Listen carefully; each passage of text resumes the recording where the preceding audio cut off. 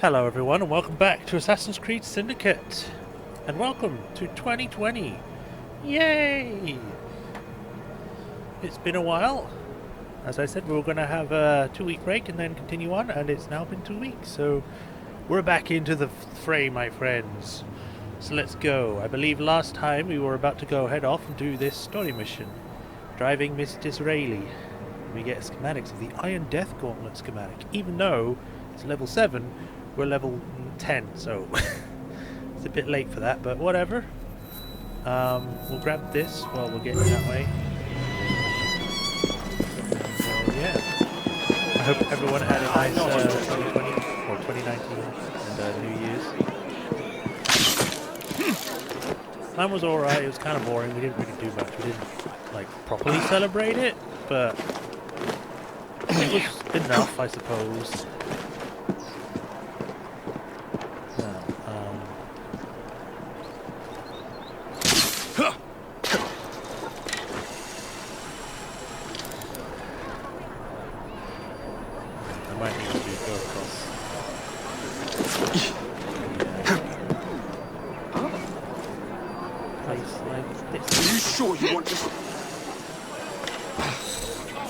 Yeah, like I said, we didn't really celebrate it, but we had a good. I think we had a lot of fun.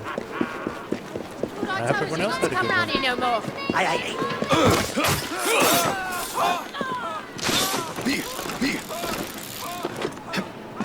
So hopefully we can finish this because we started this in 2019. I'd like to finish it before 2021.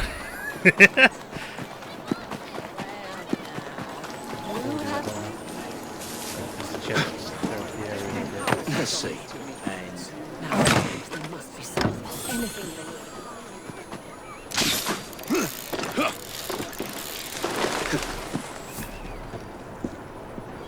Geronimo! I like the dressing I'm on now. I forgot that I switched over to the Master Assassin outfit. It's pretty stylish. Hopefully we can finish this soon so we can move on to other games, which I am playing. As well as live streaming them. See how that goes. Thank you.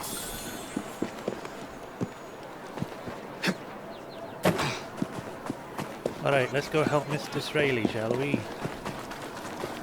Hello there. Mary Ann Disraeli wants to see the Devil's Acre, and she's requested the help of the new bodyguard Jakob. There's a dog in the bag. Let's do it!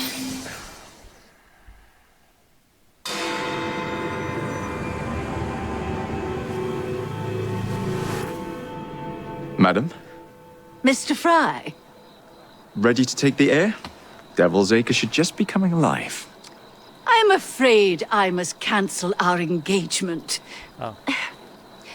The lawn is crawling with scandal-hunting journalists, and I simply cannot be seen in the company of someone so... I'll see them off. You follow along when it's clear.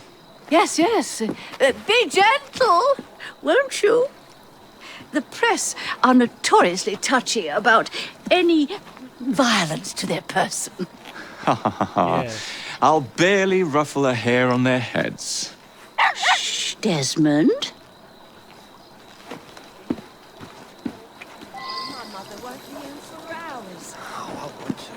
Okay, time to scare off some journeys. Oh, hey. Hey.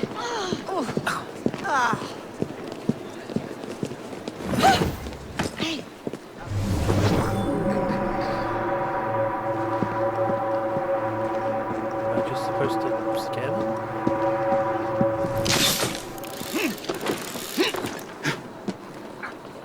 I guess that would mean doing one of these.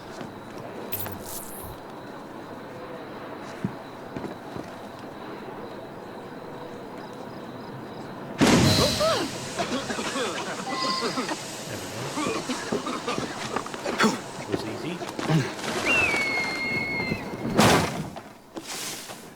Neatly done, young man. Dizzy ought to keep you on to deal with the liberals. Yeah, Walk on, girl. whatever you said.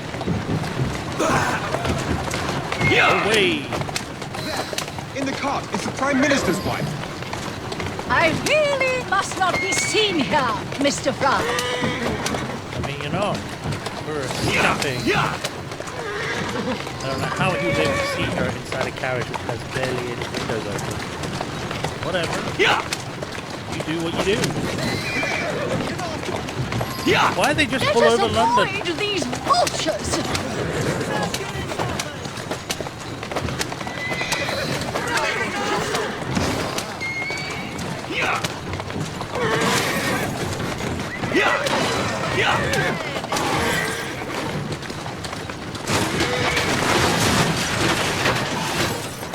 We're here. Easy now. That's the way.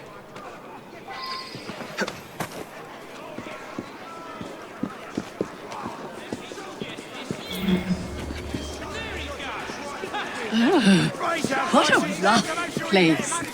Give me your arm, Mr. Fry. Let us see what the Devil's Acre has to offer. Okay.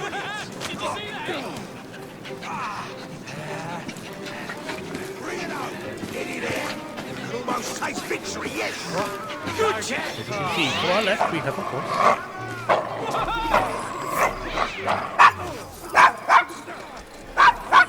That tip has gone before Is your dog quite all right? Oh, Desmond's fine. He's just not over fond of strangers. Or cats.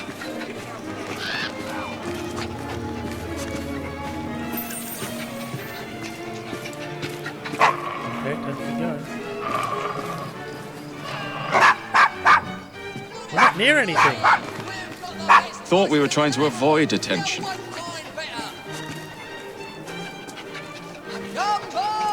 Do you know this gentleman is a... Oh, what was it? Yes, a costermonger. Of all things. Remarkable how the working classes occupy themselves, isn't it? Very industrious, I'm sure. Shall we go? That was the Eucharist. I'm so sorry. I have no earthly idea what you're talking about. Mrs. Disraeli?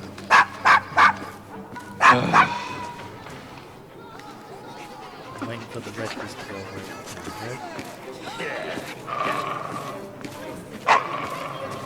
Stop that trespasser! Really? Oh, Mr. Fry! Mr. Fry! Rascal! Oh, bravo, Mr. Fry. Wasn't that marvelous, Desmond? Oh, yes, it was. Not really. If your dog would have shut up, we would have made it faster.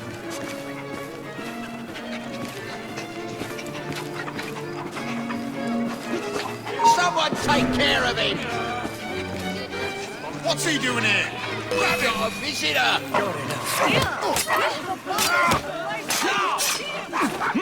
Piss off! Knock his block off! Another That was quite the thrill.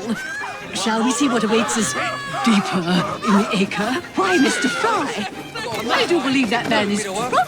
I expect you're right, madam. I'm going to ask what he's having. Perhaps you'd let me recommend something instead. Oh, Mr. Fry, look at those two. Yes, they seem to be, Making I've out. been married twice, Mr. Fry. I'm fully aware of what they're doing. God bless them. Aha.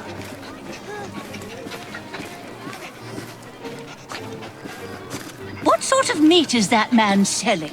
best not to ask. Why? Is it something dreadful? Is it rat? I don't mean to be indelicate, given the present company, but another name for it is bow wow mutton. Here we are, the old one-ton... So this is a pint, is it? Remarkable.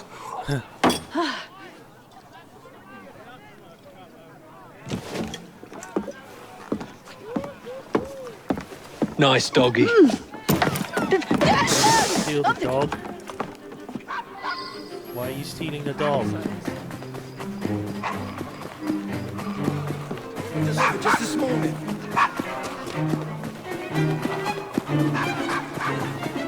Why even bother? It's a fucking dog!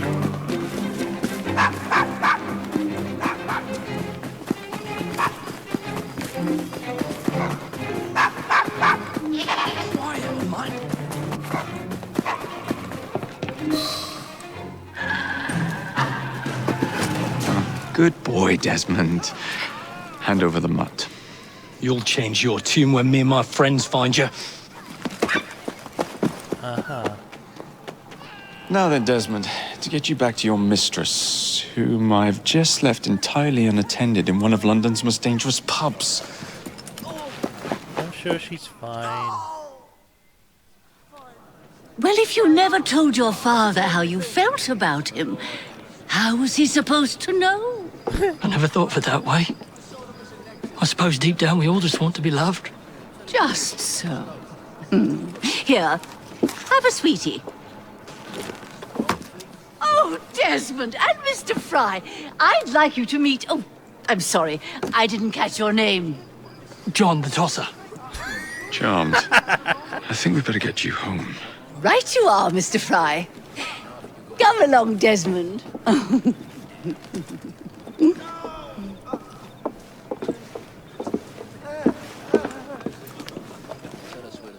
Well then. Well, well, well. If it isn't the dog walker. Now, let's not do something we'll regret. He says, barely moving his mouth. That's a girl.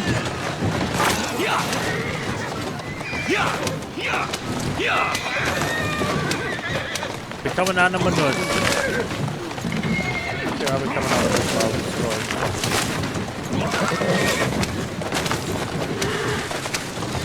This is how London is. You just run over every single lamppost and tree in the world. Well, I must thank you for a most energetic and enlightening evening, Mr. Fry. No, thank you. Perhaps now you might tell me about the man in the Hussars uniform. Lord Cardigan is the gentleman you seek. Tiresome. Always blabbering on about his military adventures.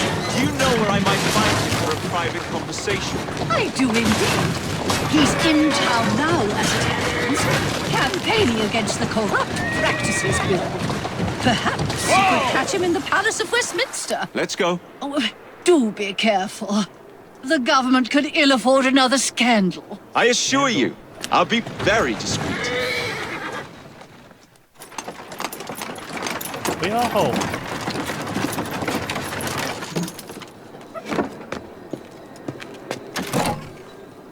Your stop, madam. My stop. How delightful. Thank you. Thank you for a splendid evening, Mr. Fry. I shall be sure to speak highly of you to Dizzy. Oh, yes. Okay then.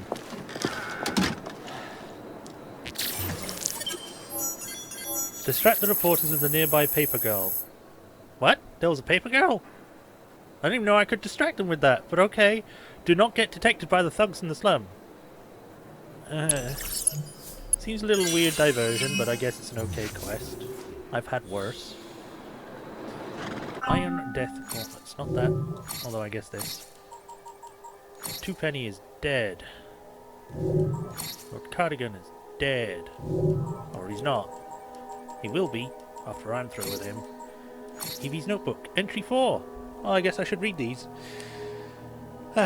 There were so many things to relate. I hardly know where to start. It has been equal parts triumph and failure. It seems that the piece of Eden that Miss Thorne is seeking is a Shroud of Eden, which the assassins recovered at some point before they left London. Where that shroud is, or why Miss Thorne seeks it, are still a mystery. I have found a series of directions that point to a hidden vault within the Kenway house. It was once owned by Edward Kenway. This is a bit old. This has already happened. A master assassin, and then passed to his son Hatham, a Templar Grand Master. One can only imagine the family dinners. Well, that he wasn't a Templar before he died. He was a kid.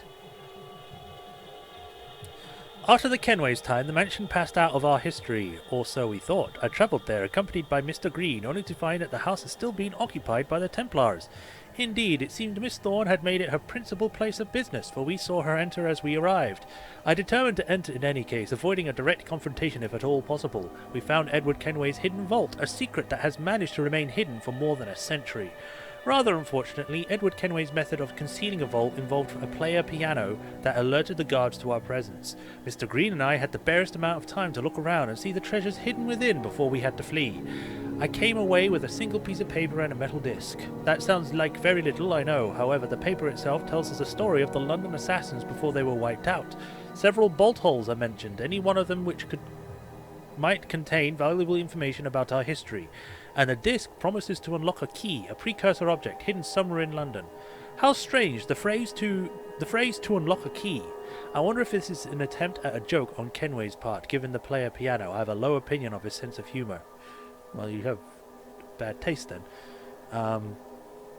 We shall have to return to the Kenway mansion after a later date to deal with the Templars in a more final manner and reclaim the rest of the artifacts inside. In the meantime, the information I recovered points to the disc being a piece of the monument, so I am headed there to discover what secrets it may hold.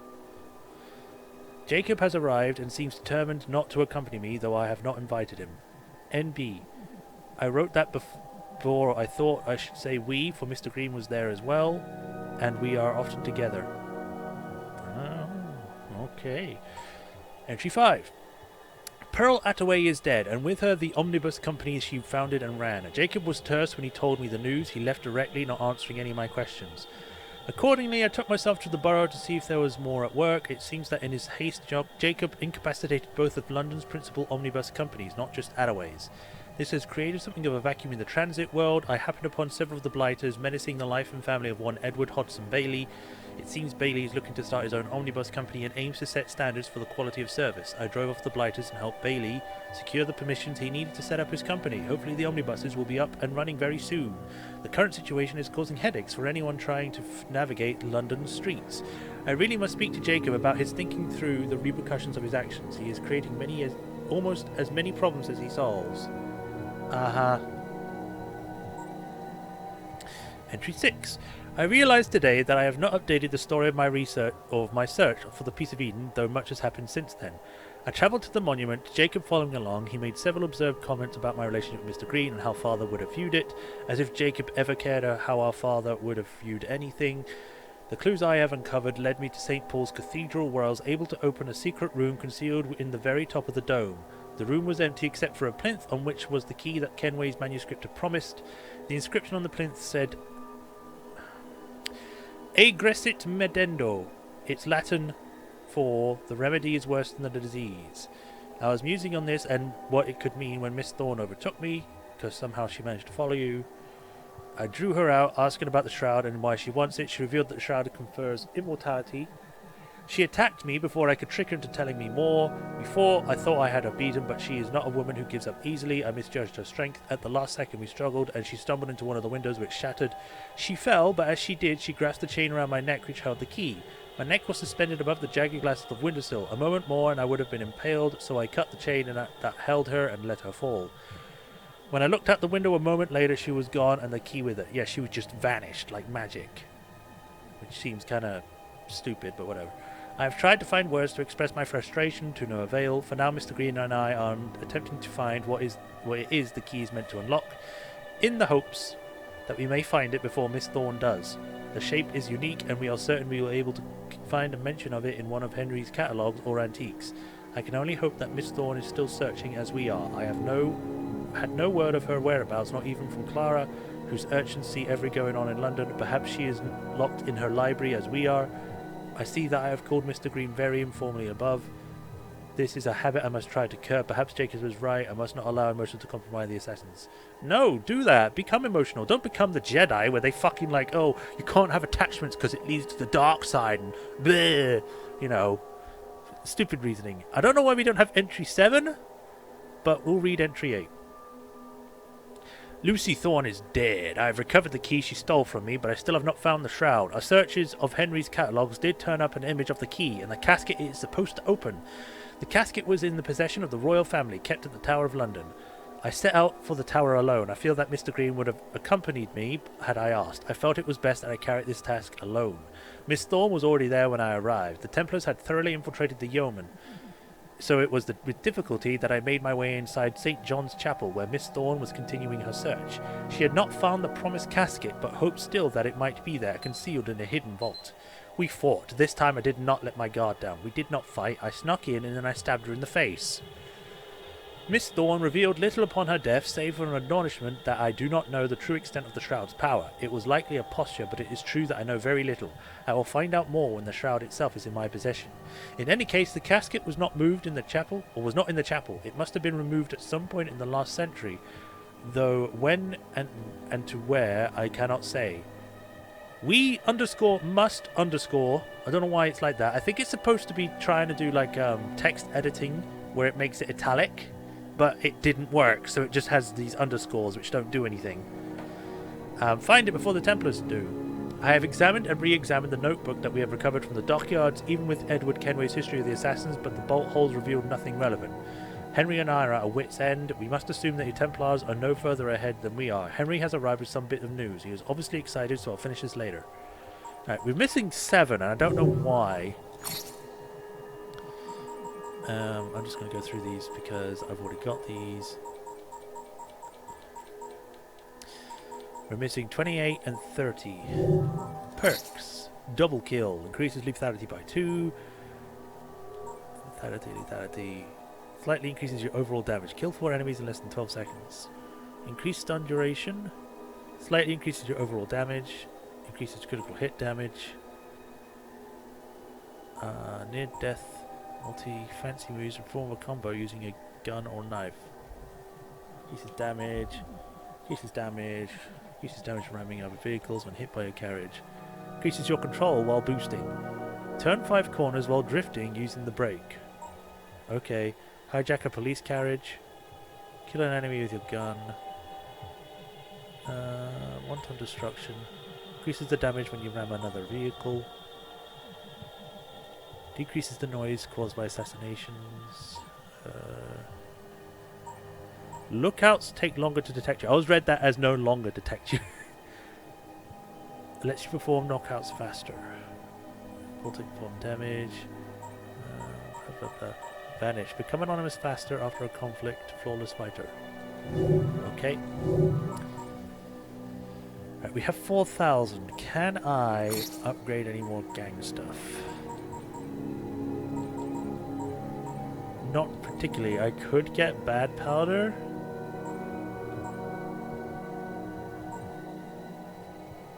Or even cause the weapon to explode, and then that's just the exact same thing, but I guess with a higher chance.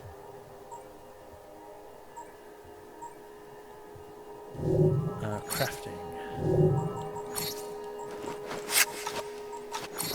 We are currently here on the Mirage Gauntlet. We can now make this sort of. The Iron Death Gauntlet is a cold, unfeeling grey. On the plus side, it goes with everything including death. We require more money. So I shall wait. Database, encyclopedia, people. Let's get these out of the way. Benjamin Disraeli died 1881, so pretty far back. Suffering from gout and severe asthma. Oh, bad. She never died, apparently.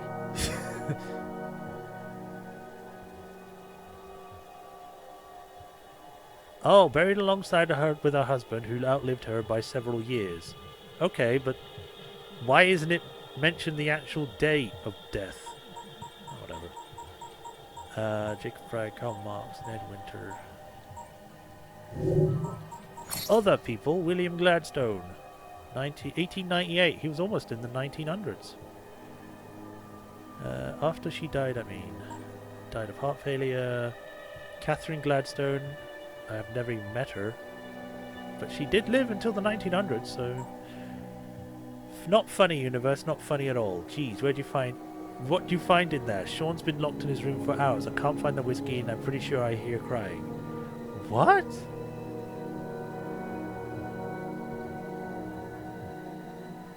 What? Oh! Oh! Because the dog's named Desmond! Oh! Wow! They made that joke?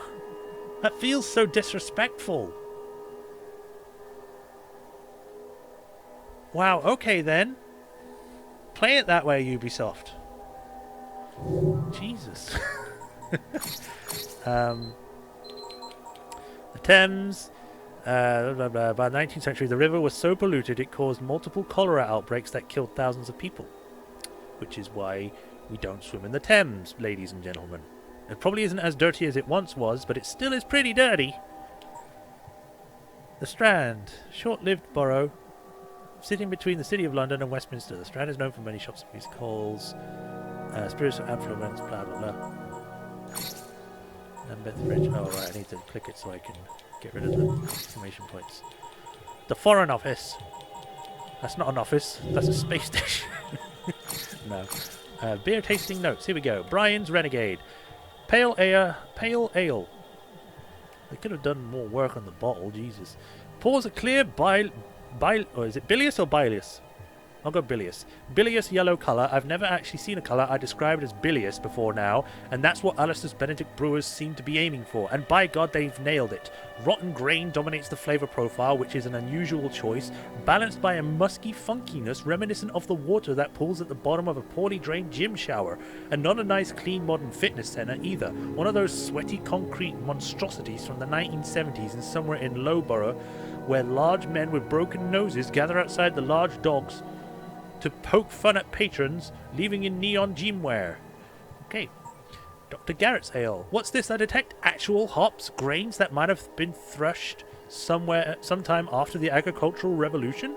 Water boiled long before to actually kill a microbe? Actual wooden kegs? Oh, bravo, Dr. Garrick. A lovely balanced flavour. Strong but not overpowering nose. And a light and pleasant mouthfeel. You've restored my faith in British beer making. Just what the doctor ordered. Oh, nice. This is not beer. This is formaldehyde in a stoneware jug in a mortuary somewhere. There's a freshly embalmed corpse with a lovely aroma of hops and fine lacing down the glass. And frankly, I'd rather put that in my mouth than this swill. Dinner ale. A beer from England's prettiest city and suitable for the king's dinner or less. Well, the name is appropriate as I need a full 5-course meal to get the taste of this concoction of misery out of my sad mouth.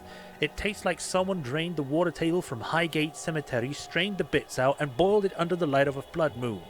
I did some historical digging on this ivory brewery, and it burned to the ground in 1879, and do you know what? I'm glad. I hope the fire brigade sat back and watched it burn, and salted the earth because they knew that sometimes a place becomes so defiled by what's happened there that it can never be put to wholesome use again. This is a bad beer. Sons of Adam Irish Stout. Presumably named after the ingredients have been sitting about since roughly the days of Enoch. A proper Irish stout should be pitch black, creamy in texture with rich yet subtle notes of coffee and toasted malt. This tastes like someone watered down a pot of roofing tar and spiked the whole thing with burning tires. The mouthful feel is akin to licking a greasy rat, and I know that is a story I will not be telling you. I shared the sense memory profile with a mate of mine from Cork, and he actually burst into flames. Please don't send any more data on this one. Okay. Flowers. Gum Sisters. That is a long-ass name. Love in a Mist, Devil in a Bush. Persian Iris. Violet. Lupinus luteus. And then illustrations and pictures. That guy's face in the back. It's like, back of Ross Island. Gathering Woods Violets. That's actually a nice picture. Blah blah blah. Queen Elizabeth retired for the royal thanksgiving on the defeat of the Spanish Armada. And of course Discord just pops right near the end of the video. Thanksgiving, Thames, Good Friday, picture, illustrations, and all good. Tower. Okay. And we shall read these in the next episode because we're actually getting to the time. So we'll stop here. In the next episode, we shall read these letters and see what else we got, and then we'll move on. So until then, this is Majorshepard. Hope you all enjoyed. Don't forget to like and subscribe, and I'll catch you all next time. Bye, y'all.